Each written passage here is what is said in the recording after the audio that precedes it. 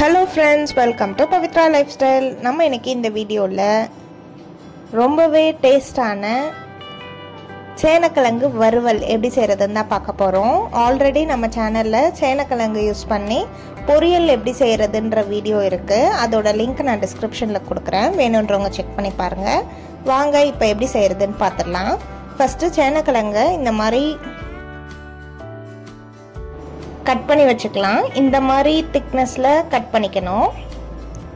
ரொம்ப திக்காவும் இல்லாம ரொம்ப மெலிசாவும் இல்லாம மீடியம் சைஸ்ல கட் பண்ணிட்டு உப்பு தண்ணியில இந்த மாதிரி ½ an hour ஊற வச்சிடணும். ½ an hour ஊறினதுக்கு அப்புறம் அதை இன்னொரு தட்டுக்கு மாத்திரலாம்.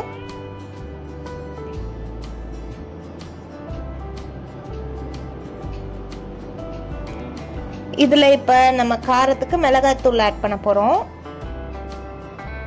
இன்னைக்கு குழம்பு மிளகாய் தூள் தான் ஆட் பண்றேன்.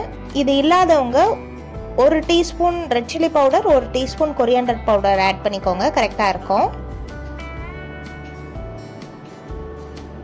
கொஞ்சமா மட்டும் உப்பு ஆட் பண்ணா போதும். ஆல்ரெடி நம்ம சேனக்கிழங்கே உப்புல தான் ஊற வச்சிருக்கோம், அதனால பார்த்து ஆட் பண்ணிக்கோங்க. இதை நல்லா இந்த மசாலால பரட்டி விட்டுட்டு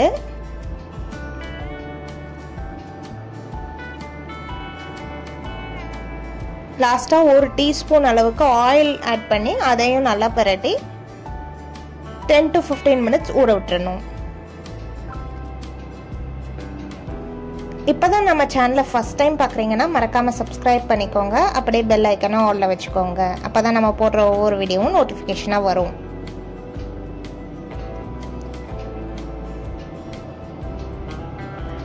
இது நல்லா ஊறட்டும். 15 minutes கழிச்சு என்ன பண்ணலாம்னு பார்க்கலாம்.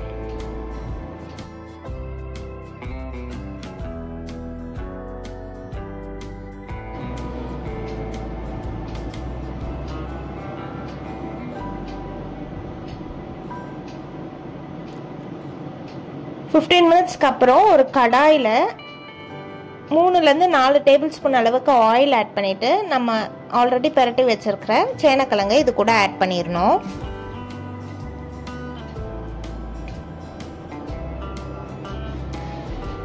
ஆட் பண்ணிட்டு லைட்டா கலந்து விட்டுட்டு நம்ம மூடி போட்டு வேக வச்சிடலாம். அப்ப சீக்கிரம் வெந்துடும்.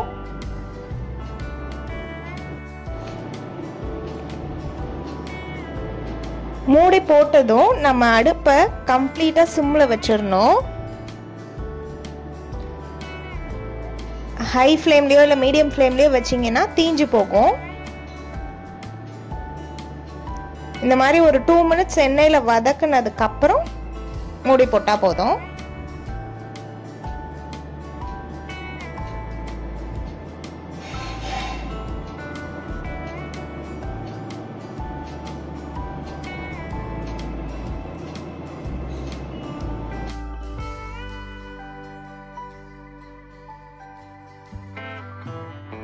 இந்த மாதிரி 5 minutes once ஓபன் பண்ணி கலந்து விட்டு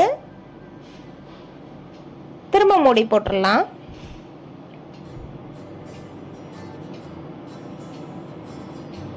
திருப்பி திருப்பி விடணும் நம்ம. அப்பதான் 2 சைடும் நல்லா ரோஸ்ட் ஆகி நல்லா வெந்து வரும்.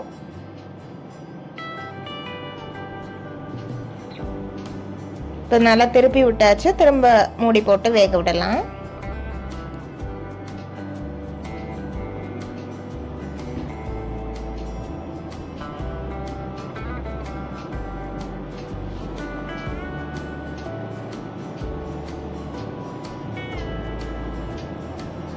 நெக்ஸ்ட் ஒரு 5 minutesல இந்த மாதிரி ஆயிடுச்சு.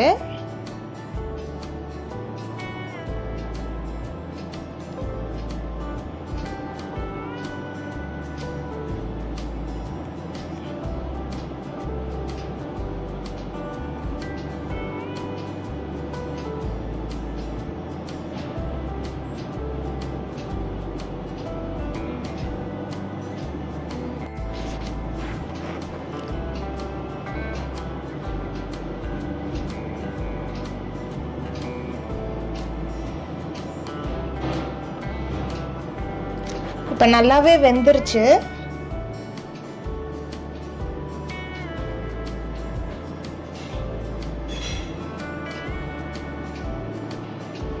பாருங்கள், பார்க்கவே எவ்வளோ சூப்பராக இருக்குன்னு. இது நல்லா சாம்பார் சாதம், ரசம் சாதம், தயிர் சாதத்துக்கெல்லாம் காம்பினேஷன் ரொம்பவே சூப்பராக இருக்கும். நீங்களும் இதே மாதிரி ட்ரை பண்ணி பாருங்கள். பாருங்கள், இப்படி எடுத்து பார்த்தீங்கன்னா நல்லா வெந்தது தெரியும்.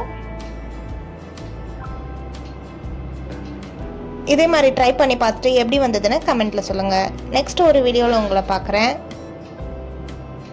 பாய் பாய்.